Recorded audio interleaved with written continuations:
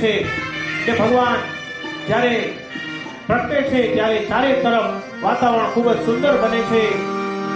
ભાગવતજીની કથામાં ભગવાન શ્રી કૃષ્ણ દસમ સ્કંદમાં આવે છે, પણ અહીંયા ભગવાન કૃષ્ણનું પ્રાગટ્ય ચતુર્થ સ્કંદમાં છે. દેવી ભાગવતમાં કહે છે કે જગદંબિકાની કથા અને પ્રભુની કૃષ્ણની કથામાં રતિ થાય તો સંસારના વિષયોમાંથી આપણી વિરક્તિ થાય અને વ્યક્તિની મતિ શુદ્ધ થાય છે અને ભક્તિના સુખની આગળ તો મુક્તિ નાની લાગે છે. કહે છે કે પૃથ્વીને મનુષ્યનો કે પહાડોનો ભાર નથી લાગતો.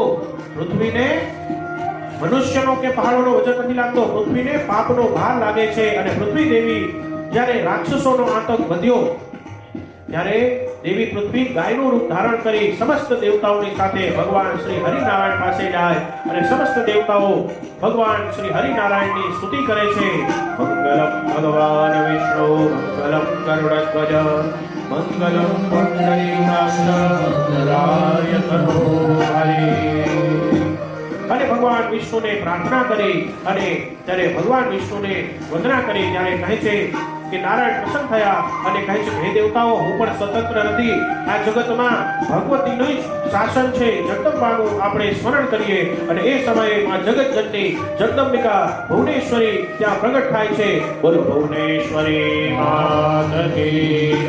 અને માં ભગવતીને દેવતાઓ અને ભગવાન શ્રી હરિ પ્રાર્થના કરે છે કે બોલો શા માટે તમે મારું આવાહન કર્યું. ત્યારે દેવી દેવતાઓ કહે છે કે હે માં ભગવતી, પૂર્વ કાળે આપે મહિષાસુર ચંડમુંડ આદિ દૈત્યોનો વધ કર્યો. તો હે પ્રભુ, હે માં ભગવતી, આપ અત્યારે પણ મારી રક્ષા કરો. અને ત્યારે માં ભગવતી કહે છે કે હે દેવતાઓ, તમે ચિંતા ન કરો. આ જગતમાં દુષ્ટોનો નાશ થાય એવી મારી પણ ઈચ્છા છે. તમે બધા પોતાના અંશથી અલગ અલગ સ્વરૂપે તમે પ્રગટ થાવ. અને કહે છે કે કશ્યપ મુનિ તેની પત્ની અદિતિ સાથે યાદવ કુળમાં જન્મશે. વસુદેવને દેવકીના નામે પ્રસિદ્ધ થશે અને ભગવાન શ્રી હરિ તેમને ત્યાં પુત્ર બની અવશ્ય પ્રગટ થશે. આમ કહી અને માં ભુવનેશ્વરી અંતર ધ્યાન થયા છે, કારણ કે માં ભગવતી કરુણામયી છે. અને એ સમયે કહે છે કે આગળ જતા સૂર્યવંશની કથા બતાવી અને ચંદ્રવંશીની કથાની હવે અહીંયાથી શરૂઆત થાય છે. અને કહે છે કે મથુરાની સત્તા સૂર્યવંશીના હાથમાંથી ચંદ્રવંશીઓના હાથમાં આવી છે.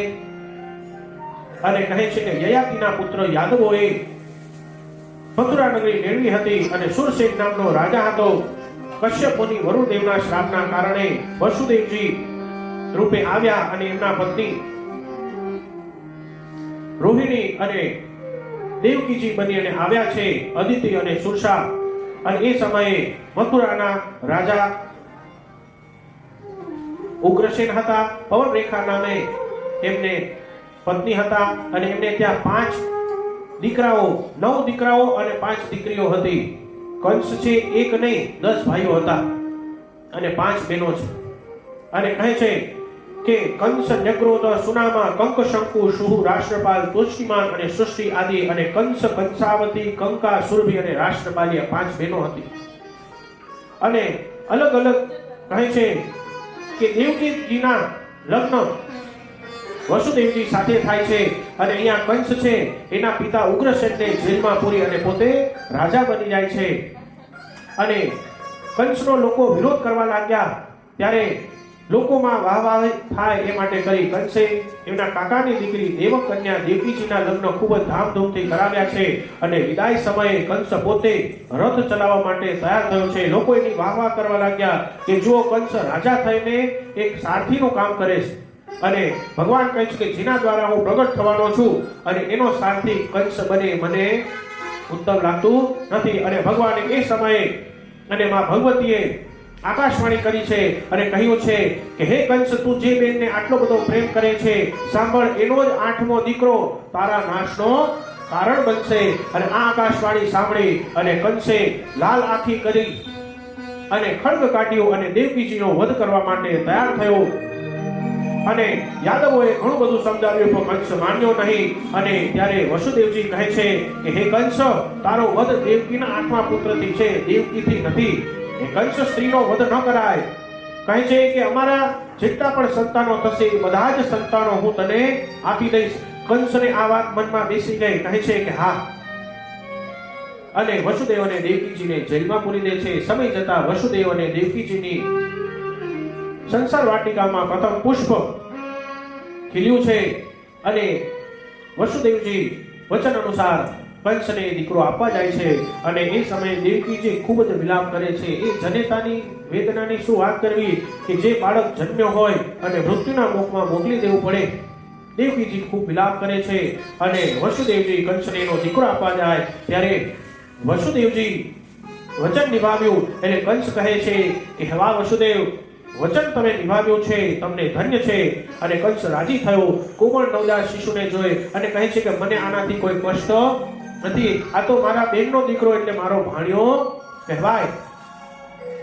આનાથી મને કોઈ ભય નથી. તમે આને લઈ જાઓ. પાછા લઈને આવે છે. પણ આ વાત નારદજીને ગમી નહીં. નારદજીને થયું કે આ બધું ખોટું થાય છે. નારદ મુનિ કંસને આવી અને કંસને કન્ફ્યુઝ કરી દીધો. કંસને કીધું કે તને ખબર છે આકાશવાણી થઈ હતી? કહે છે કે એ બધી વાત છોડો, ગુરુદેવ સુખમાં છો ને? તે કે ધૂળ સુખ છે, આ મોત તારા માટે આટા મારે છે. કહે છે કે હજી તો આ પેલો દીકરો જન્મો, 8મો દીકરો તો હજી આવવાને વાર છે. તો નારદ મુનિ કહે છે કે ક્યાંથી પેલો, ક્યાંથી 8મો? અને એ સમયે કમળનું પુષ્પ મગાવ્યું છે અને કીધું કે આ કમળના પુષ્પમાં આ બતાવો, આ પહેલેથી અહીંયાથી બીજેથી ગણતા 8મો કે ત્રીજેથી ગણતા કે ક્યાંથી? 8 પાખડીઓને 8મો પુત્ર સિદ્ધ કરી દીધો. અને કીધું કે તો શું કરું? આ પુત્રને મારી નાખું? નારદ મુનિ કે હું હા પાડીશ તો આનો અડધું ભાગ મને લાગશે. એટલે નારદ મુનિ કે હવે તારે જે કરવું હોય કર, હું તો ચાલ્યો. નારાયણ નારાયણ કરતા કરતા નારદ મુનિ ત્યાંથી વિદાય લે છે. આમ કંસને કન્ફ્યુઝ કરી દીધો. અને હંમેશા નિયમ છે, મૂર્ખ અને શંખને કોઈ બીજા જ વગાડે. આ જગતમાં નિયમ છે, આ જગતમાં નિયમ છે. કંસ કહ્યું કે હવે કોઈ રિસ્ક લેવાનો, હવે રિસ્ક ન લેવાય. અને જેલમાં જઈ અને વસુદેવજીના હાથમાંથી બાળકને લઈ અને એ બાળકને આમ ગોળ ગોળ કુદેડી ફેરવી અને દિવાલમાં પછાડી એ બાળકનો વધ કરી દીધો છે. વસુદેવ અને દેવકીજીને ખૂબ જ કષ્ટ થયું અને સમય જતા વસુદેવ અને દેવકીજીને ત્યાં આમ 6 પુત્રો થયા. એ 6 પુત્રોનો વધ કંસે કર્યો છે. અને આ જોઈ વસુદેવજી અને દેવકીજીને ખૂબ જ કષ્ટ થયું છે. અને વસુદેવજીને ખૂબ જ અને દેવકીજીને ખૂબ જ કષ્ટ થયું છે અને પ્રભુને પ્રાર્થના કરવા લાગ્યા છે. અને આ 6 ભાઈઓને આ કંસે શું કામ માર્યા એની દિવ્ય કથા આ દેવી ભાગવતમાં બતાવી છે. એની ચર્ચા આપણે કાલે કરીશું. બહુ લાંબી કથા છે કારણ કે આપણે કાટોડા સુધી પહોંચવાનું છે. તો અહીંયા કહે છે કે સમસ્ત જગત પ્રભુને પ્રાર્થના કરે છે અને કહે છે કે હે પ્રભુ, હવે આપ જલ્દીથી પધારો. અને કહે છે કે હે પ્રભુ, આ કંસનો પાપ વધ્યો છે, એના પાપનો ઘડો ભરાયો છે. અને 7મા સ્વરૂપે, 7મા બાળક રૂપે સ્વયં શેષ નારાયણ માતા દેવકીજીના ગર્ભમાં પધાર્યા છે.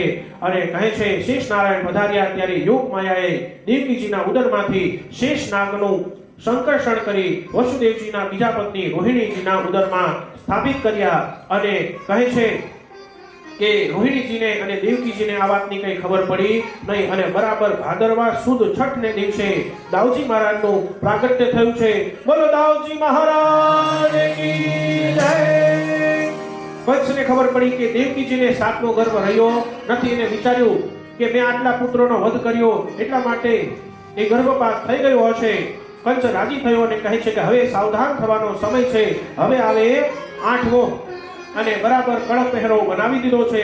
અને કહે છે કે પ્રભુને યોગ માયાએ સંકેત આપ્યો છે. અને હવે પ્રભુ કહે છે કે હવે મારી લીલા સુધાનો હવે હું બધાને અવસર આપું. અને એ સમયે કારાગૃહમાં વસુદેવજી અને દેવકીજી માં જગદંબાનું તથા ભગવાન શ્રી હરિનારાયણનું સ્મરણ કરે છે અને પ્રભુને પ્રાર્થના કરે છે કે હે પ્રભુ, જલ્દીથી પધારો. અને શિયાળો ગયો, ઉનાળો આવ્યો, ઉનાળો ગયો અને ચોમાસું આવ્યું અને જેઠ, અષાઢ અને શ્રાવણ મહિનો આવ્યો છે. અને શ્રાવણ મહિનામાં આકાશમાં વાદળાઓ બેવડા તેવડા થવા લાગ્યા છે. મોરલાઓ પોતાની ડોકના કટકા કરી અને ટહુકવા લાગ્યા છે. અને કહે છે કે જોરદાર અહીંયા સુંદર મજાના હાથીઓની સૂંઢની જેમ હજી વાર છો એમ કનૈયો નહીં આવે, તમે લોકો રાજી નહીં થઈ જતા. હજી 15 મિનિટ આપણી કથા ચાલશે, એટલે હજી એમ તમે રાજી નહીં થઈ જતા, કારણ કે કનૈયો એમ જલ્દી આવે નહીં. અહીંયા અષાઢ મહિનો આવ્યો છે. કવિએ બહુ સુંદર મજાનું અહીંયા વર્ણન કર્યું છે કે અષાઢ મહિનામાં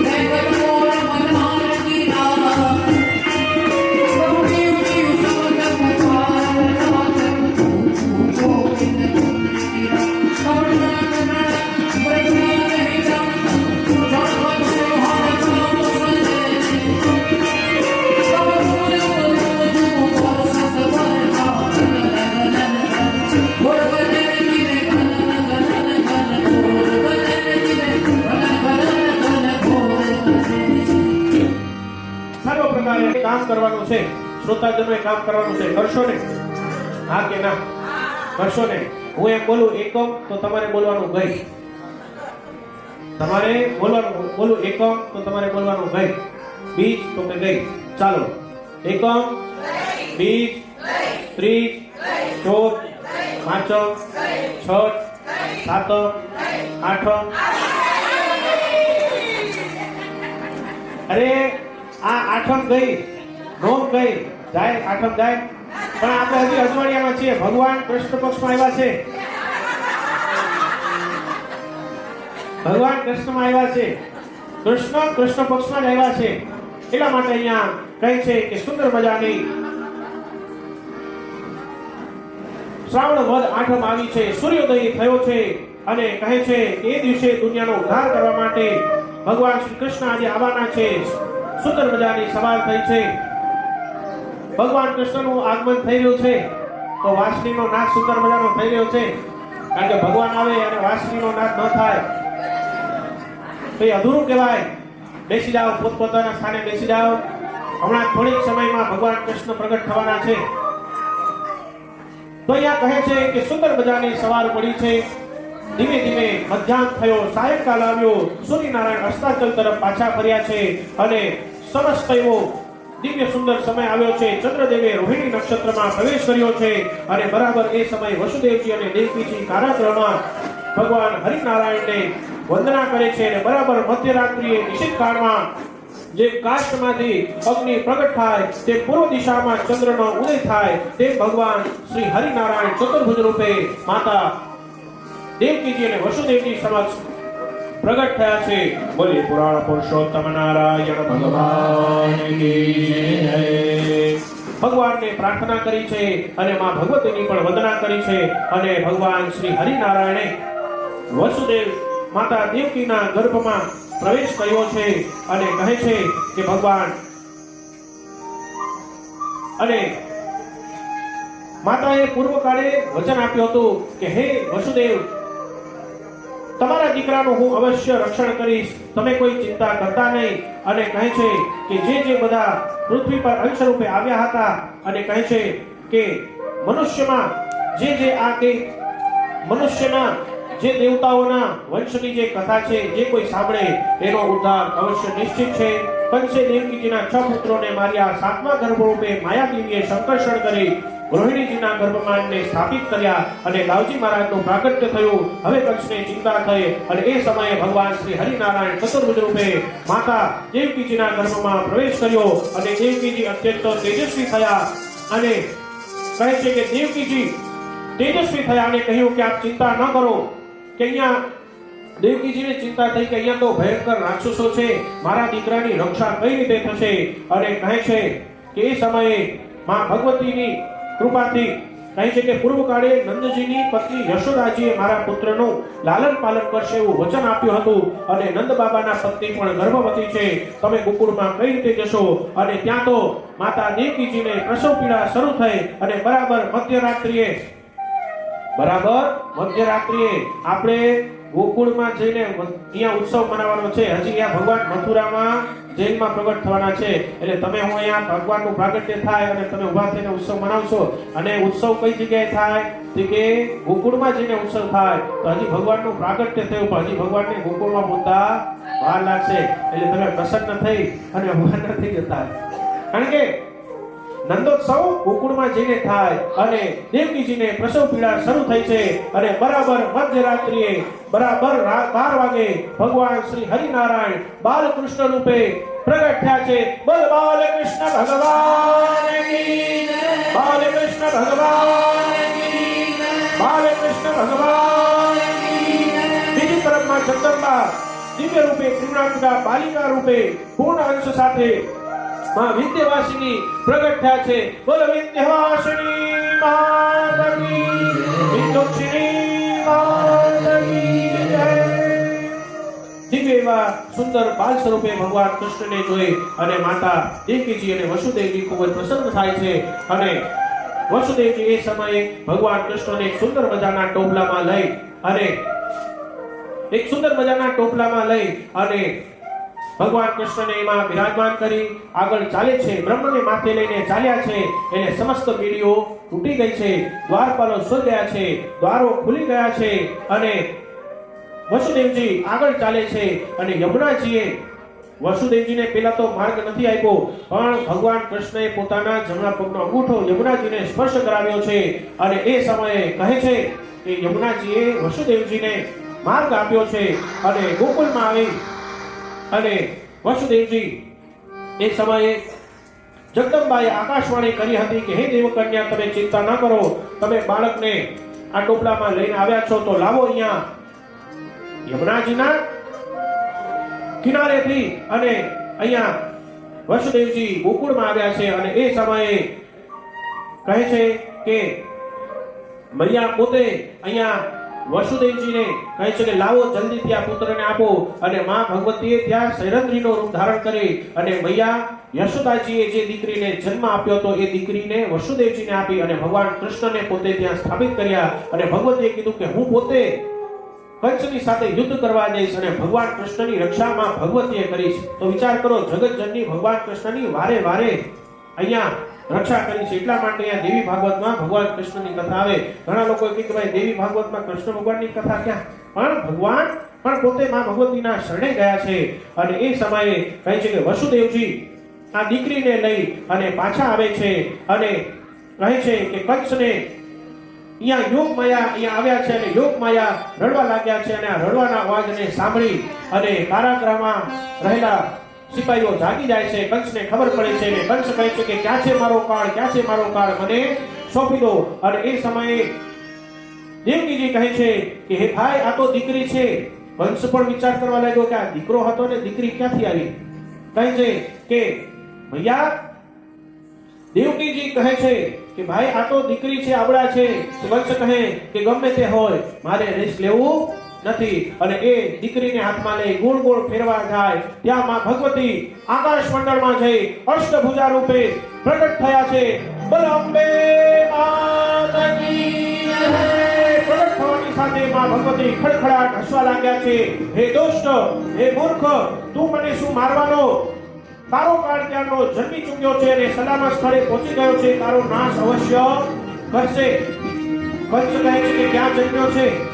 કંસ કહે છે કે ક્યાં જન્મ્યો છે? ભગવતી કે તો તારો નાશ કરવા માટે જન્મ્યો છે. કંસ કે એડ્રેસ તો આપો. કંસ કે એડ્રેસ આપો. ભગવતી કે એડ્રેસ તું ગોતી લે, હવે તારું કામ. અને કંસ પગ પછાડતો પોતાના મહેલમાં ગયો છે. હવે કંસને જે કરવું હોય એ કરવા દો. આપણે એની હાલત ઉપર એને છોડી દો. હવે આપણે ગોકુળની યાત્રા કરવાની છે. કોને કોને ગોકુળ આવું છે? હાથ ઊંચો કરો દે. અત્યારે આપણે ક્યાં છીએ?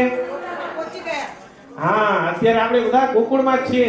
અને આ ભગવતીનો મણિદ્વીપ લોક છે. મણિદ્વીપમાં જ આપણે ગોકુળ પ્રગટ કરવાનું છે. અને બરાબર કહે છે કે વધારે આનંદના સચ્ચિદાનંદ સ્વરૂપ એવા ભગવાન શ્રી કૃષ્ણનું અહીંયા પ્રાગટ્ય થયું છે અને એ સમયે વિચાર કરો કે ગોકુળમાં કેવું સરસ મજાનું વાતાવરણ હતું. કહે છે કે વહેલી સવાર છે, નંદ બાબા જાગ્યા છે, ગાયોની સેવા કરી રહ્યા છે અને સુગંધિત વાયુ વાઈ રહ્યો છે.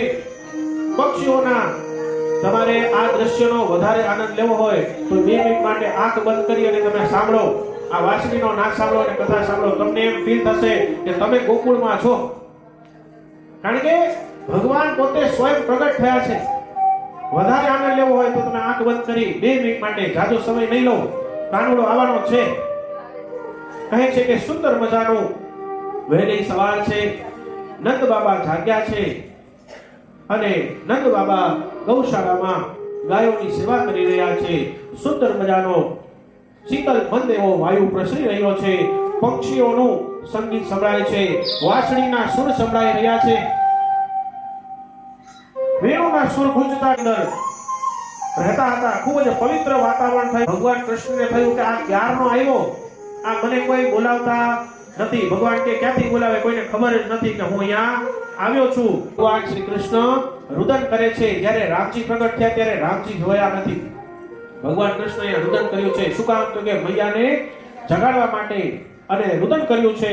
અને મૈયા ભગવાન રડ્યા તો પણ મૈયા જાગ્યા નથી. તો ભગવાને શું કર્યું? ભગવાને થોડું વોલ્યુમ વધાર્યું. ભગવાન જોર જોરથી રડવા લાગ્યા છે અને આ અવાજને સાંભળી અને મૈયા યશોદા કહે છે કે બાલકૃષ્ણને જોઈને ઊભા થયા છે, ગોદમાં લીધા. એટલા બધા રાજી થઈ ગયા કે અતિરેકમાં કંઈ બોલી શક્યા નહીં. આંખમાંથી અશ્રુઓની ધારા થઈ રહી છે અને કહે છે કે આ કનૈયો ક્યારનો આવ્યો, હું તો સૂતી રહી. અને બરાબર ભગવાન રડવા લાગ્યા છે અને આ અવાજને સાંભળી નંદ બાબાના બેન સુનંદા દોડતા દોડતા આવ્યા અને કક્ષમાં જઈને જોયું અને દ્વાર ઉઘાડીને જોયું તો મૈયા યશોદાના ખોળામાં એક સુંદર દિવ્ય બાલક છે. અને મૈયા યશોદા બોલ્યા અને સુનંદાજી કહે છે કે ભાભી ये क्या? मैया यशोदा बोली, देख सुनंदा देख, ठाकुर जी ने कृपा की, हमारे यहाँ लालो भयो है. अच्छा भैया को बताती हूँ. અને સુનંદાજી દોડતા દોડતા નંદ બાબા પાસે જાય છે. भैया ओ भैया. नंद बाबा कहे क्यों चिल्लाती है? कह रही है कि आज इतनी अच्छी खबर सुनाऊंगी कि आप प्रसन्न हो जाओगी. बोला अच्छा क्या है? हे नंद बाबा आपके यहाँ लालो भयो है. और यह सुन करके नंद बाबा खूब बहुत ही प्रसन्न हो गए और नंद बाबा ने अपने गले में पहना हुआ जो कंठहार था, जो नवलखा हार था, वो सुनंदा जी को दे दिया. और दौड़ते दौड़ते और नंद बाबा को और दौड़ते दौड़ते सुनंदा जी दौड़ी और गोकुल वासियों को कह रही है, ए गोकुल वासियों, ओ गोकुल वासियों सांभळो, हमारे यहाँ नंद बाबा के यहाँ लालो भयो है. और यह सुनकर के બધા જ પ્રસન્ન થઈ ગયા, આનંદમાં આવી ઉત્સવ મનાવવા લાગ્યા. કોઈ કરતાલ, કોઈ ઝાંઝ, કોઈ પખાજ બગાડે, કોઈ અબીર ઉડાડે, કોઈ ગુલાલ ઉડાડે, કોઈ માખણ લાવે, કોઈ મિશ્રી લાવે, કોઈ પચરી લાવે. બધા જ લોકો હર્ષિત થાય અને નંદ બાબાના આંગણામાં ઉત્સવ મનાવવા લાગ્યા છે. તો આવો આપણે બધા પણ અહીંયા ઉત્સવ મનાવવા લાગીએ. નંદ ભયો જય કનૈયા લાલ